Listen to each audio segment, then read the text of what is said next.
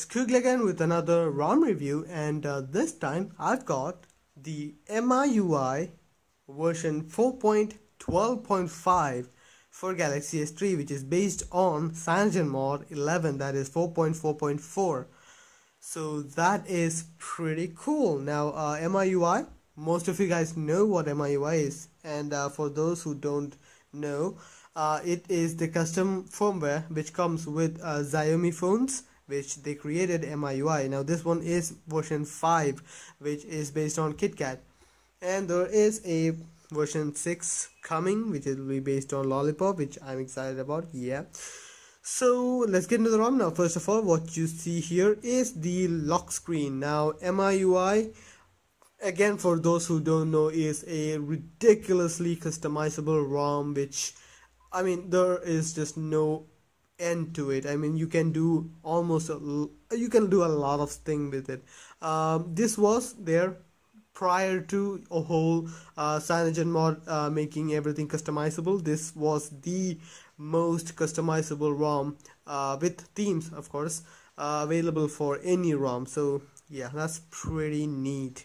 Now, what is different in the 4.4 lineup? Now 4.4 is KitKat, and all the KitKat editions are available in this one, so you do have a lot of options.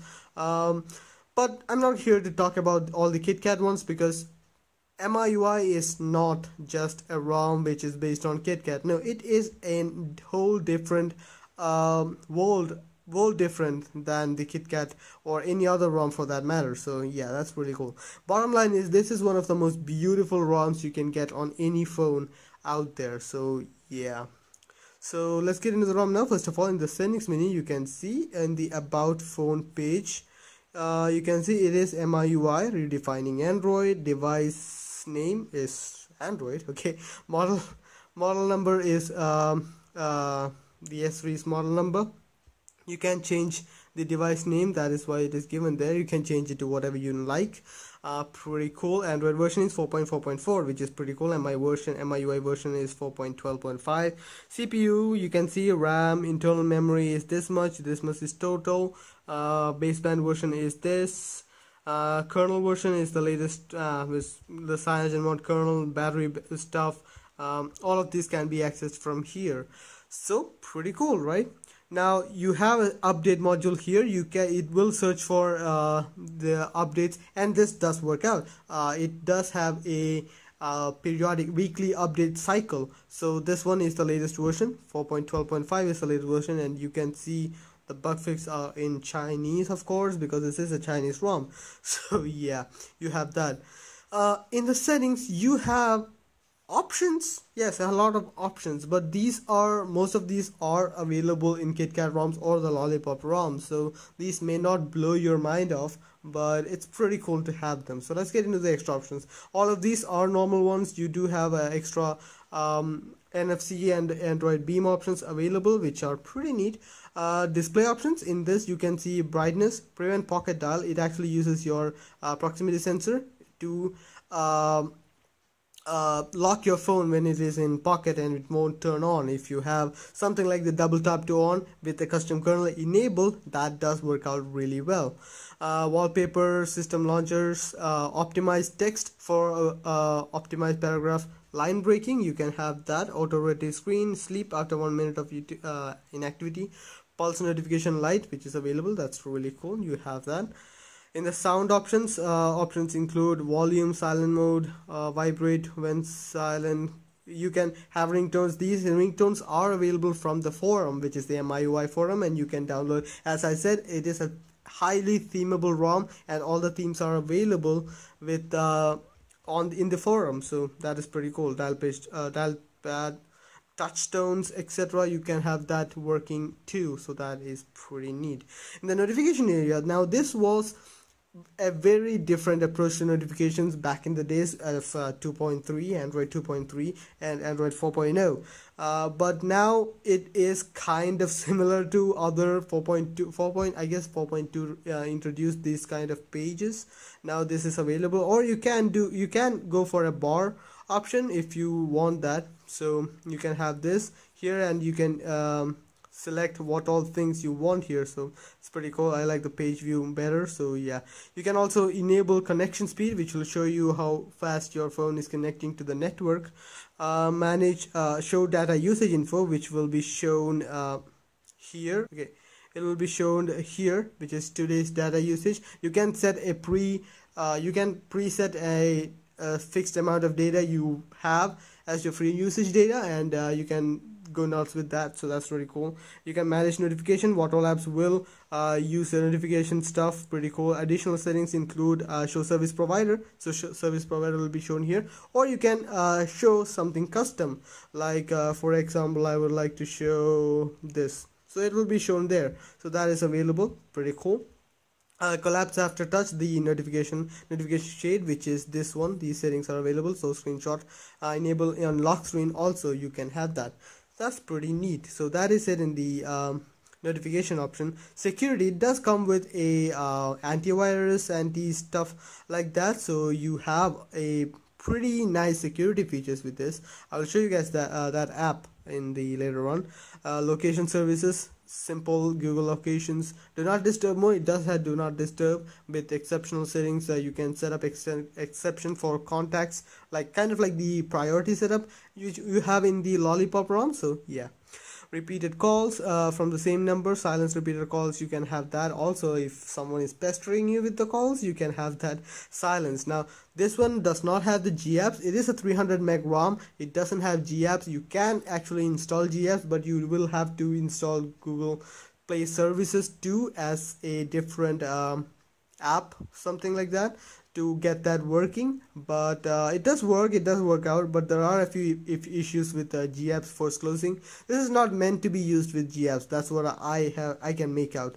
You can log in with your Xiaomi account and have all the contacts and stuff logged in there, and have that as your parent account on this, so you can have that. So what else do we have now? In the battery settings, you can see you can have battery indicator, can be graphical, or you can have percentage, or a top bar, which is really famous. I can see a lot of people do use this as their battery indicator. So you can see this is the battery usage of my phone. I have been charging. It has a typical CyanogenMod battery usage. I would say it's not good, it's not best, it's not bad, it's kind of average for a phone of this caliber. So yeah, pretty cool. What else do we have? Storage options, buttons. You can remap your buttons, long press back to take photos in lock screen. Disable power menu in the lock screen. Volume button, wake up, button light, how much time does the button light keep on, so you do have that option also.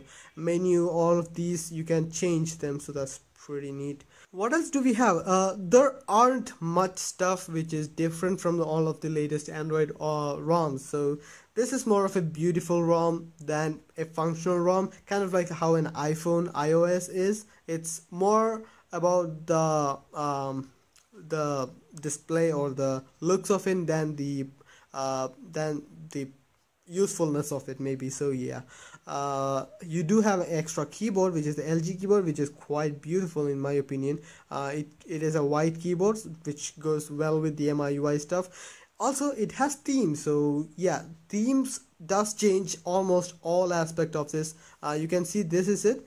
I'll show you guys one theme which I have already downloaded. Now there are a few weird stuff going on with MIUI forum, that there are paid themes which require me credits, which you can buy from the forum, I guess, or you do have free themes also, which is pretty good, but free themes tend to be gimped out versions of a lot of stuff. So I have downloaded a few themes here. I'll show you guys V6 Pro, which I found to be very good. I'll apply the theme and it will be applying it. So the theme has been applied. You can see it's a flat kind of a theme. It does change everything, I mean including all of this. It has changed.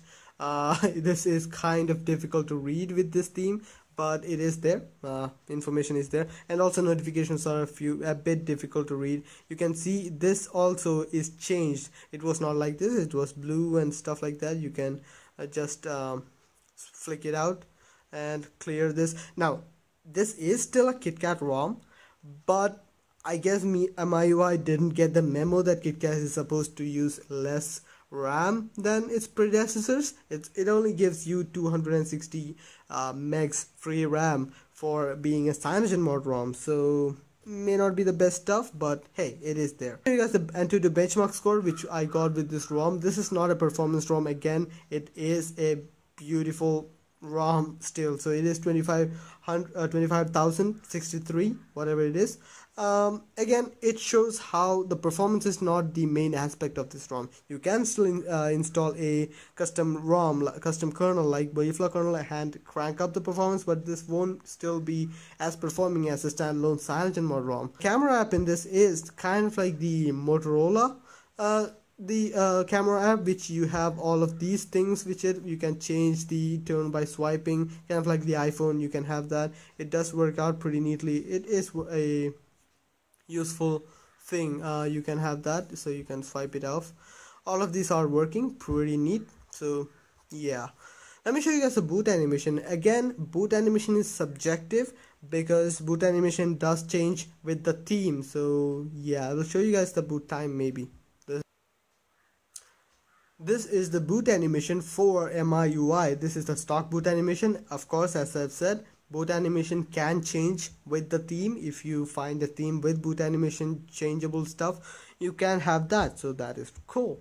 So as you can see, the lock screen has already changed, so now this is a different lock screen which you can use.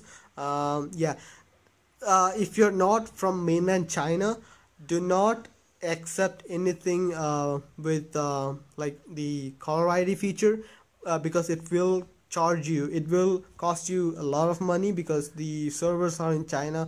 That's what I think. The servers are in China and your phone number is sent through SMS to China.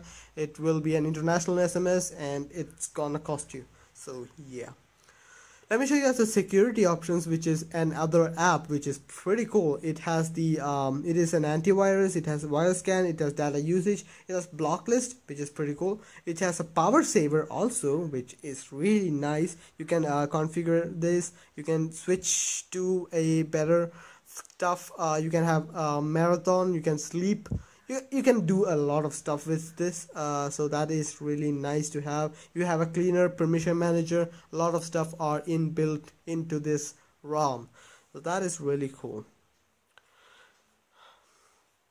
Now again, this is more about the beauty than the substance. I've been telling that like crazy, but it is true. It is more about the beauty than the substance. It is for someone who doesn't need a lot of power user stuff but still would like to use a high-end smartphone for the aesthetics of it, maybe. Yeah, so I guess that much is it about the ROM. Hope you guys like the video. Please share, subscribe and like the video if you found it useful.